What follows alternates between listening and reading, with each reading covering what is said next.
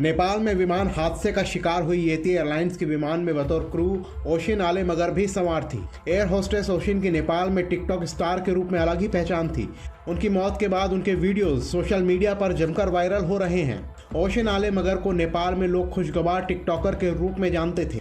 येती airlines में air hostess ocean की duty उसी विमान में लगी थी जो रविवार को हादसे का शिकार हुआ। विमान में ओशिन समेत 4 क्रू मेंबर्स और 68 यात्री सवार थे।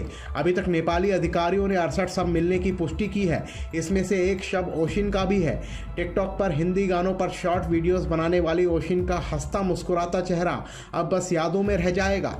एक वीडियो में ओशिन किसी विमान के भीतर अकेली नजर आ रही हैं। ये साफ नहीं है कि ये विमान वही है या कोई और। सोशल मीडिया पर ओशिन के टिकटॉक वीडियोस जमकर वायरल हो रहे हैं। नेपाल की राजधानी काठमांडू से पोखरा के नए नवेले एयरपोर्ट के लिए जिस येती एयरलाइंस के विमान ने उड़ान भरी थी वो लैंडिंग के वक्त गहरी खाई में जा गिरा। हादसे में 68 लोगों की मौत हो गई जबकि 4 लोग लापता हैं। यात्रियों में 3 नवजात और 3 बच्चे भी थे।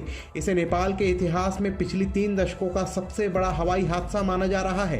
क्रैश के बाद विमान का मलबा खाई में फैल गया जिसे देखने के लिए स्थानीय लोगों की भीड़ जमा हो गई। पूरे इलाके में विमान की सीट से लेकर उसके छोटे बड़े हिस्से बिखरे हुए थे।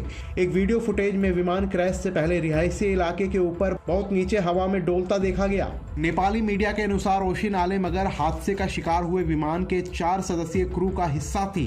वह नेपाल में टिकटॉक पर खासी पॉपुलर थी।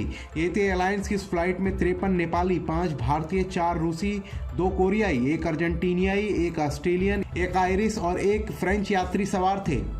पोखरा में सोमवार सुबह सर्च एंड रेस्क्यू ऑपरेशन फिर से शुरू हुआ। एक दिन पहले येती एयरलाइंस का विमान यहां पर क्रैश हुआ था। खबर के मुताबिक 68 लोगों की मौत हुई है।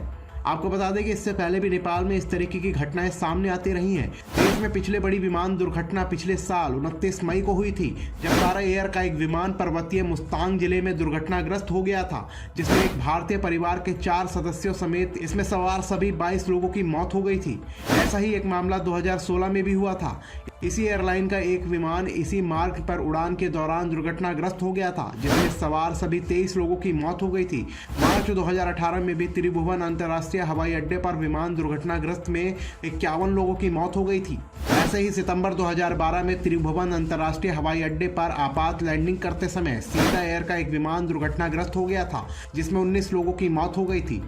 पोखरा से जोमसोम उड़ान भरते समय एक विमान 14 मई 2012 को जोमसोम हवाई अड्डे के पास दुर्घटनाग्रस्त हो गया था जिसमें 15 लोगों की मौत हो गई थी। अभी के लिए फिलहाल इस रिपोर्ट में इतना ही। देश और दुनिया की तमाम खबरों में बने रहने के लिए देखते रहिए जनहित टाइम्स।